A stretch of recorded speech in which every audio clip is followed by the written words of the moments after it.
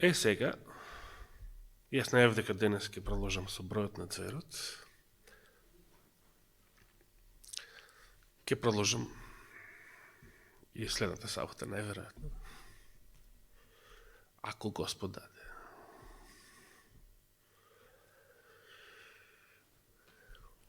И сега следува друго прашање.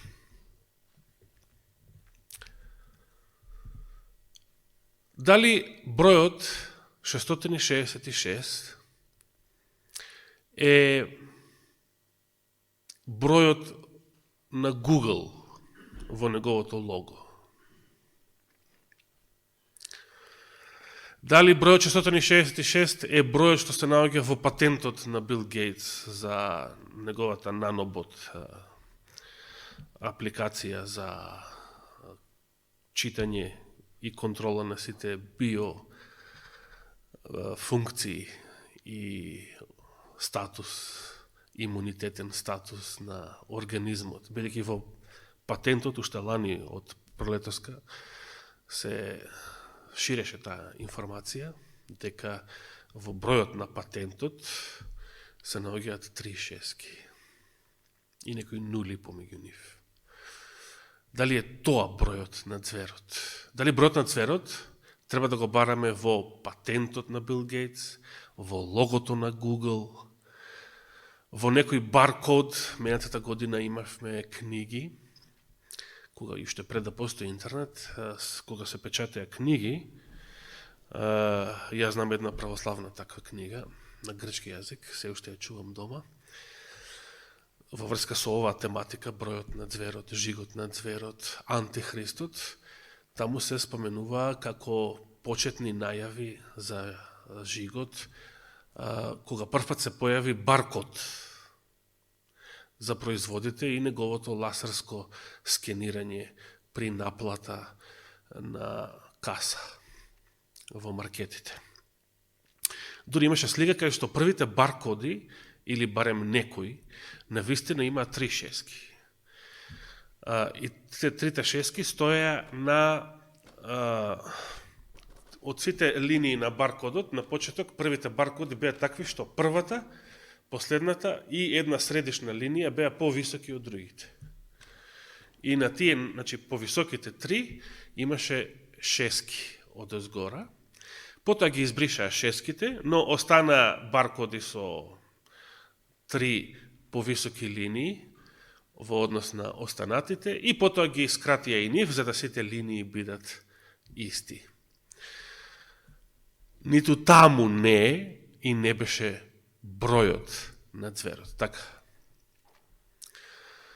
Дали бројот на цверот е бројот на сите регистрирани протестантски деноминации во Соединетите Американски држави, како што веруваа првите адвентисти?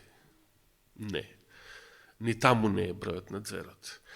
Дали бројот на цверот е количината на талант и злато кои што царот Соломон ги увезувал од офирските или ги примал од офирските рудници? Ни таму. Од каде знаеме дека во сето тоа и во уште еден куп други на други места не е таму и не треба таму да го бараме бројот на цверот? Точно. Значи се подсетуваме на првиот библиски критериум за тоа каде треба да се најде бројот на цверот, и тоа е во Откровение 13 глава.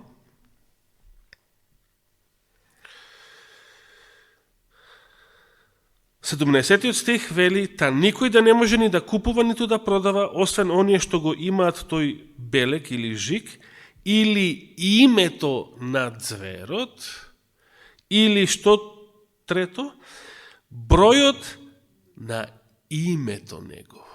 Значи, бројот на цверот е број на неговото име. Треба да го бараме во името на цверот. Не во логото на цверот, не во некој баркод, не во некој патент, не во единствениот матичен број. Знаете, кога првпат се воведе единствен матичен број на граѓаните, мнозина помислеа дека тука лежи жигот на цверот. И сега кога се најавуваат нови, така наречените COVID пасоши, дури се појави една информација деновиве за некоја паметна тетоважа, значи не мора ни пасош, ни карта, COVID карта за имунитет, се разбере за лажен имунитет. Вистинскиот имунитет го дава Господ, а Pfizer дава лажни имунитети. Тоа се докажа минативе 3 месеци. И дека наводно оваа паметна тетоважа ќе ви биде наместо лична карта и све друго. Секоја друга документација. И погодете што? Значи живот на паметната тетоважа. Ке видиме. Што од сето тоа Господ ќе дозволи, што се најавува и што се планира. Но едно е сигурно, кога станува зборот за бројот. Бројот е број на името на зверот. И постои еден втор критериум. 18 стих вели: тука е мудроста. Каде е мудроста? Внимавајте. Тука е мудроста, вели. Така? Каде е мудроста? Бидејќи во сето ова што го кажешме до сега, нема мудрост.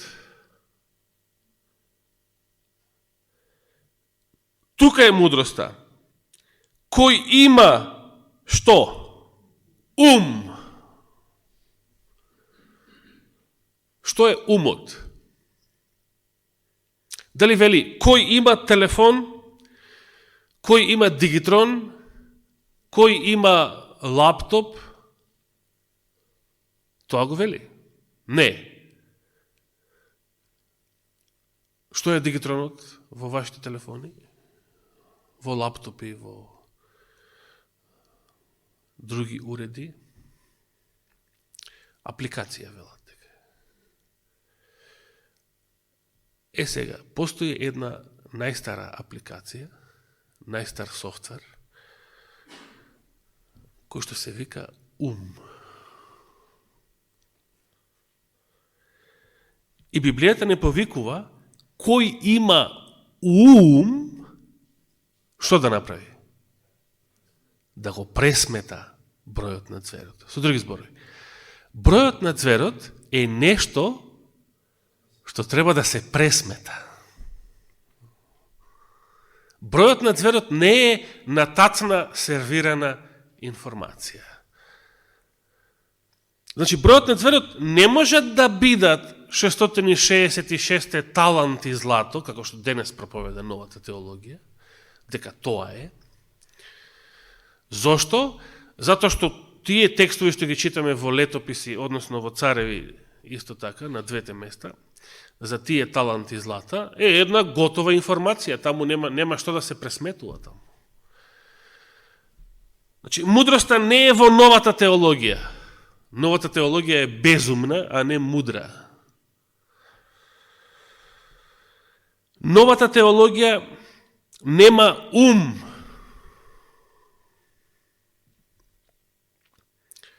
Но и Джеймс Вајт призна во 1860 година дека кај него нема мудрост, му фали мудрост и повикува оној што има мудрост да го пресмета бројот на зверот. Рековме, таквиот став, како и Соломоновата прва молитва, Господ го почитува, ставот на понизност, ставот на не знам, Господ го почитува.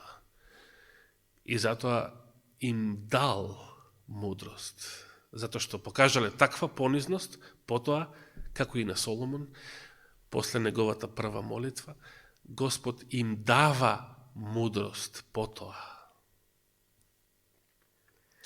Бројот на зверот е нешто што треба да се пресмета. Истовремено бројот на зверот е што? Број на името негово. Значи, во името на зверот треба нешто да сметате, да пресметате. За да пресметате, ви треба ум.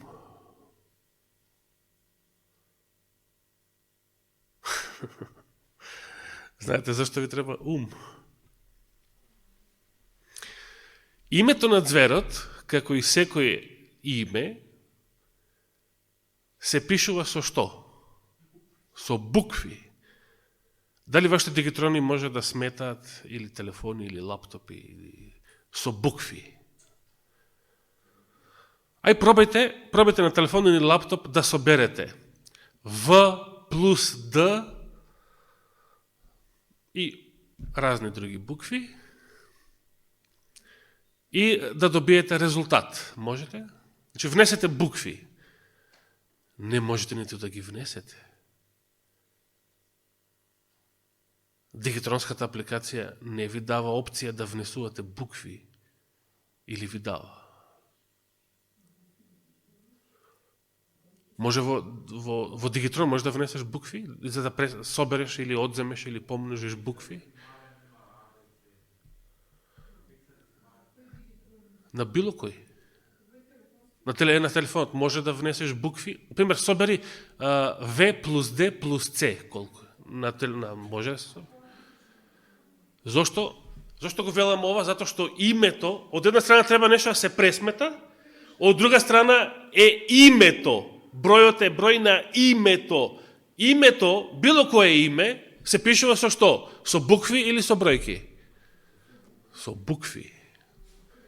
Како може да пресметате букви? Бројки може да пресметате. Например, еврејскиот талант, прочитавме, беше 34, колку 2 или 5 грама, килограми, се извинувам. Па сега множете 666 со тоа и препорачувам со најстарата апликација и тоа да го сметате, а не со ови електронски.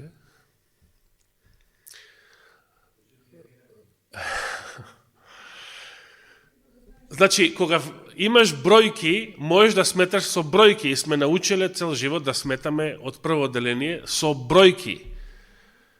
Но ниту едно име не се пишува со бројки. Секое име, па и името на зверот, па и моето и вашите имиња, се пишува со букви.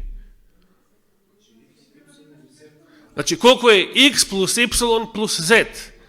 Колко е А плюс Б плюс С? Да. Тука е мудроста, вели 18-тиот стих.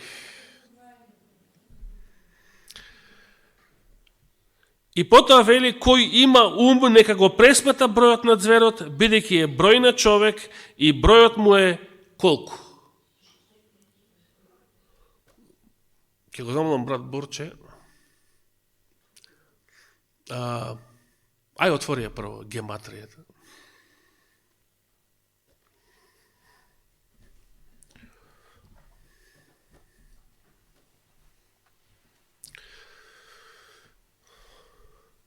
Истовремено најди во Библијата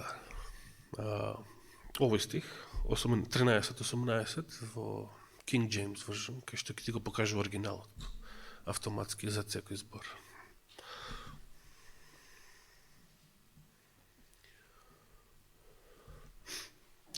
Дали знаете како апостол Јован, кога го напишал овој текст во 18-тиот стих, како го напишал бројот, дали знаете? Значи, во вашите Библии и во нашите пишува со букви 666. Така? Меѓутоа, колку букви има нашиот превод? 600, значи, изразот 666 напишан со букви, колку букви има? Пример, Ш е првата буква. 1, 2, 3, 4, 5, 6, 7, 8, 9. Потоа 10, 11, 12, 13, 14, 15. Со се сврзникот 16. Потоа 17, 18, 19 и 20, ако исправно ги пресметав. Значи, бројот 666, кој што е број на човек. Бројот на ѕврот е број на човек. Бројот 666, напишан со букви од нашата азбука, има 20 букви. Со колку букви апостол Јован го напишал овој број, кога првпат го напишал овој текст? Со колку букви? Ево уште еднаш, Борче? Да. Со колку букви? Овие три букви ги гледате. Хи, кси и сигма. Со три букви ги напишал. 666 со три букви го напишал овој број. Како да се бројки.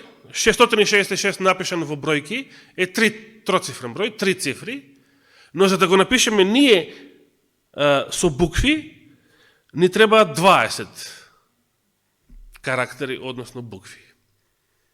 Празните места не ги сметавме.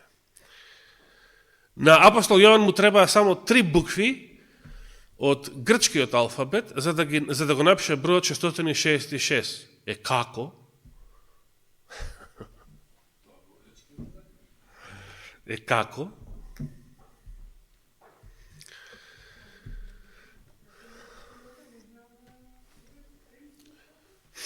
Нема Рим, бидејќи не пишувал на римски апостол Јован, откровението. Може би му било, меѓутоа он го пишувал на старогрчки текст. Да. Овие бројки што ние ги користиме денес и целиот свет, така наречени арапски цифри, не знам колко е тоа точно, така наречени, така не учеа во школа, потекнуваат од средниот век. Во стариот век не користеле вакви бројки, како што ние ги користиме денес. Па и нашите денешни апликации. Наместо бројки, како цифри, какви што ние користиме денес и од средниот век наваму, во стариот век, за да обележат броеви, користеле што? Букви.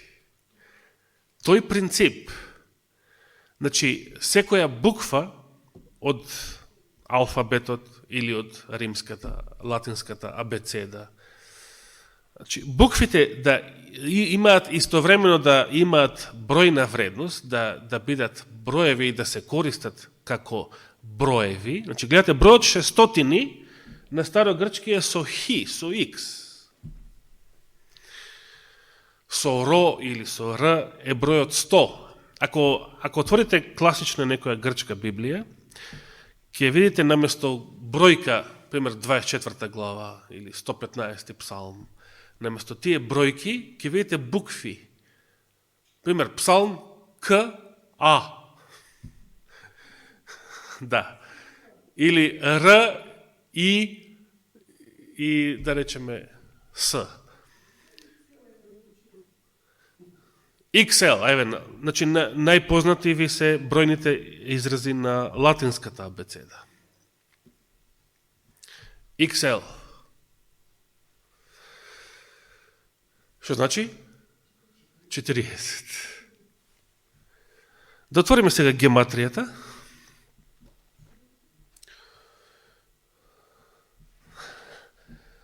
Ако на пребарувачот напишете гематрија, на латиница, гематрија, G-E-M-A-T-R-I-A,